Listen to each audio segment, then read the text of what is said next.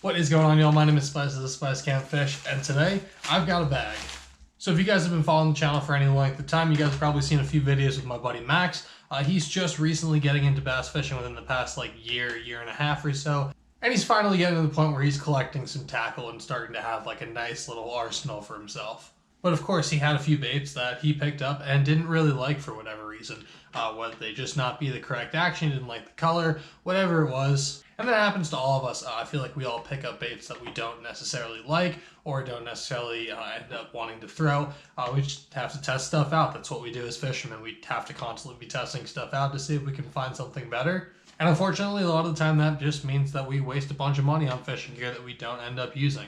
So I figured it'd be kind of a good idea for the two of us to do a little bait exchange. So he got a bunch of soft plastics together, I got a bunch of soft plastics together, and we traded some baits back and forth. The idea behind this was to give Max some new stuff, some stuff that he liked to throw a little bit better than the stuff that he currently had, and kind of get rid of some of the stuff that he wasn't really going to throw. It also gave me a great opportunity to get some new tackle. So we got a nice full bag of a bunch of soft plastics in here, and I figured I'd take it out and show you guys what I got from the exchange. Now some of these packs are kind of used, some have one or two missing, some of them are half used already. It's not that big of a deal. We ended up trying to figure it out, so if he had two half used packs and I had a full pack, that just kind of evened out to a full pack for a full pack. And vice versa. Don't worry guys, it was fair. We tried to make it as fair as possible. Everybody was okay with what everybody else got, and it all worked out really well. So first up out of the bag, we have a pack of the Strike King Reach Swimmers. These are the 4 3/4 inch size. The color is KVD Magic, so it's just kind of like a watermelon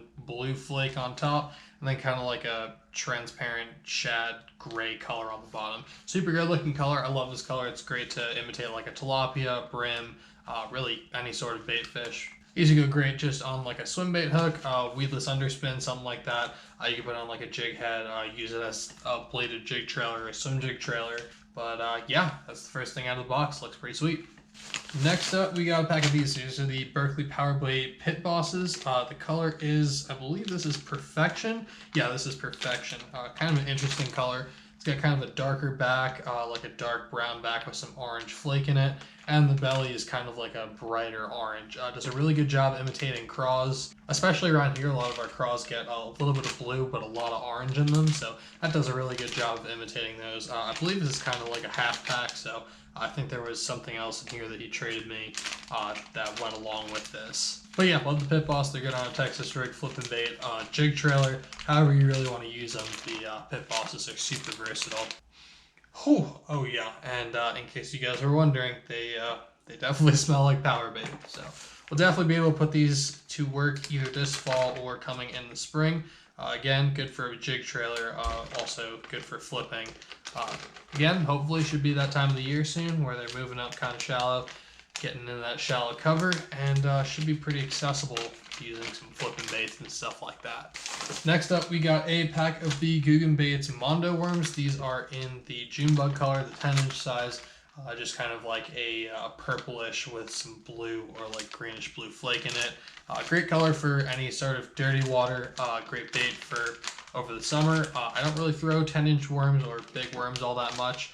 Definitely something I should throw more, but we just don't have a lot of great cover and stuff to do it around here. I haven't thrown the mono worms all that much. I think I've probably only thrown them once or twice. I have a couple of packs from laying around, but yeah, super excited to get these on the water. Probably won't use them until next summer, but always good to have some extra 10 inch ribbon tail worms. Sticking with the Googan Baits theme, we have about a half a pack of the Dragon Drops. This is the brown gill color, which is a super interesting color. There we go. I don't know if you guys can really see that super well. I'll have images popping up for all these baits so you guys can see them better. But it's just kind of like a bluish with some green teal flake on the top, and then just a brown on the bottom. Really interesting color. I really like that. Again, it's a bluegill style imitation. It's brown gill, so should do really good imitating a bluegill. Drop shots are always killer. Summer, winter, fall. Whenever the fish are just being finicky, I feel like a drop shot tends to do super well. This was another one of the Googan Baits that I have not tried yet. This is only about a half a pack of them.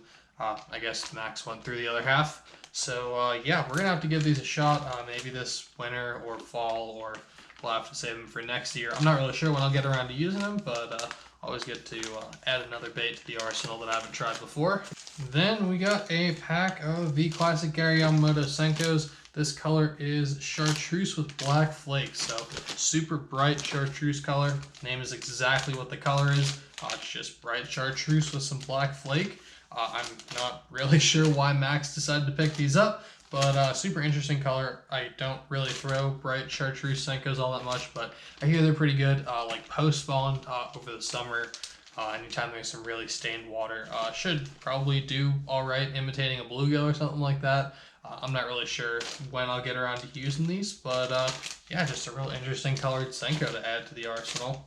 All right, next up we have, oh, actually I gave these to Max at some point.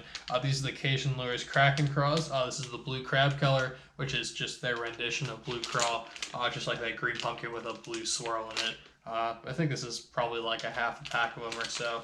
But yeah, always good to have some extra craws. I do have a ton of craws right now, so I'm glad this is really the only like real flappy craw style bait that I got. But yeah, always good as a jig trailer, just on a Texas rig. Probably get away with using these on a shaky head. They're a little big, but if you have a bigger size shaky head, that would probably work.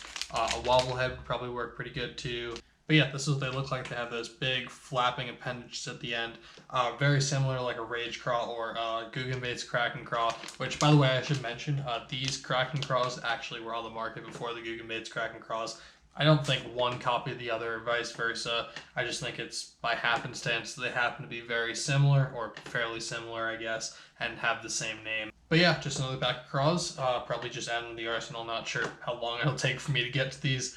I do have a ton of craws at the moment, so I'm not really sure how long it'll take for me to go through all of them. But at some point or another, I will get around to throwing these and catching some big ones on them. Alright, next up we got a pack of the Zoom Finesse worms in the pumpkin color. These are like the 4 1/4 or 4 1/2 inch size. The smaller version, not the standard 6 1/4 or 6 1/2 inch size. These are great on a smaller wacky rig if you're fishing like a smaller pond with some more pressured fish or just smaller fish in general. If the fish are a little bit pressured, like I said, this works really well. Maybe if the water is a little bit colder as well, the fish want something that's a little bit smaller, a little more compact, and a little bit like easier to eat. This isn't a bad option as well. I really like these on a drop shot. Just kind of hook them in the middle, wacky rigged, and just fish that on a drop shot. These have a great action like that. That's usually how I use these little 4 1/4 inch finesse worms. Is I'll throw them on a drop shot, or like I said, a little finesse wacky rig. But yeah, always good to have some finesse worms. I love the Zoom trick worms. These things are absolutely fantastic. They're obviously the industry standard, and there's a good reason for that. Again, I got a good amount of finesse worms and a good amount of drop shot baits, so I'm not really sure when I'll get around to using these, but at some point or another, we will definitely be throwing these. Alright, 3 more packs in here. We got a pack of these. These are Berkeley Powerbait Power Worms, just in the green pumpkin color. Again, just another 10-inch worm. Nothing special about these. Everybody knows the power worms. Power worms catch fish all across the country. 10-inch worms are great over the summer, like I said before, with the Mondo worms. Again, not something I throw very much, but always good to have a couple extra packs. I also don't think I have very many natural colored ribbon tail worms, so always good to add another pack to the arsenal, especially the power worms. Always love these things. You do have to be careful with these. Any of these Powerbait lures, I should have mentioned that before, but I'll mention it now. If you have a fish that's eating these, the fish will actually try and swallow these. I'm not really sure why. Most baits, a fish will eat it, kind of chew on it for 5 or 6 seconds, and then realize it's not real and try and spit it out. But these Powerbaits, for whatever reason, they actually try and swallow them. So be careful. Make sure you set the hook on them and don't let them eat it for way too long, because there's a really good chance that that fish will come up gut hooked and it will be a mess trying to get that out. But yeah, public service announcement out of the way. We got 2 more packs in here. First up, we got about a half a pack of the Strike King Magnum Rage Bugs. This is the Bama Craw color. So it's a like a green pumpkin on one side and then more of an orange on the back side. Again, a great color to imitate craws, like I said before, with the Perfection Powerbait Pit Bosses. Wow, that's a mouthful. Try and say that 5 times fast. Perfection Powerbait Pit Bosses. Nice. Anyway, what I was saying with those was our craws get a little bit of orange in them, especially this time of the year. They like to get a lot of orange in them for whatever reason, so this should do really well. Just imitating those craws, getting a little bit of orange in them. These are, again, the Magnum size, so they're a little bit bigger, should hopefully get us a little bit bigger bite. I don't really notice that makes that much of a difference, but, you know, we'll see. And last up out of the bag, we have a pack of the 6 Sense Clouds. These are just in the Bluegrass Magic color. I haven't really had a chance to throw the Clouds all that much. I have a few packs of them. I've thrown them a couple of times just to try them out, but, again, haven't really been bit on them all that much. I've caught like maybe 2 or 3 fish on one. Unfortunately, by the time I started picking up the Clouds, our Senko season was pretty much starting to end.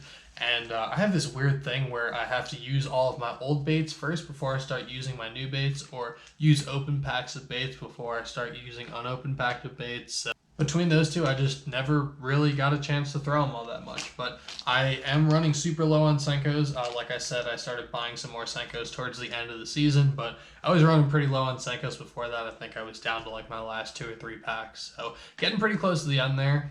But I think next year we're going to try and do a soft plastics review on these, so super excited to get these on the water. If you guys want to see that video, let me know down in the comments section. I'm going to start doing some more soft plastics reviews on this channel. I did my Bandito Bug one, and then I also did a quick one on a fluke from Cajun Lures, which made the Kraken Craw that we got in this little unbagging. I'll leave both of those linked down in the description for you guys if you want to go check them out. But yeah, let me know if you guys want to see one about the 6 Sense Cloud. They tend to take a little bit of time, so if you guys want to see them, let me know, and I'll start stocking up on them. I'll grab a bunch of different colors, so I'll be able to try a whole bunch of them, and obviously give a couple away to you guys. But yeah, regardless of whether or not we do the video, super stoked to get them out on the water and try them out a little bit more. I hear a lot of really good things about them. I hear they're pretty durable, and they have some great action. They have some weird smell on them. All the 6 Sense baits have a very strange smell on them. Not a big fan of the smell personally, but if the fish like it, I don't really care. Again, it's that Bluegrass Magic color, so it's like that blue from a blue craw on top, and then like a green pumpkin with blue flake on the bottom. Super great looking color. I think I have another pack of these laying around here somewhere, but can never hurt to have another pack of natural Senkos. But yeah, I think that's going to do it for me, y'all. I really hope you guys enjoyed. Check them and wreck them, and I'll catch you on the next one. I'm out. Peace.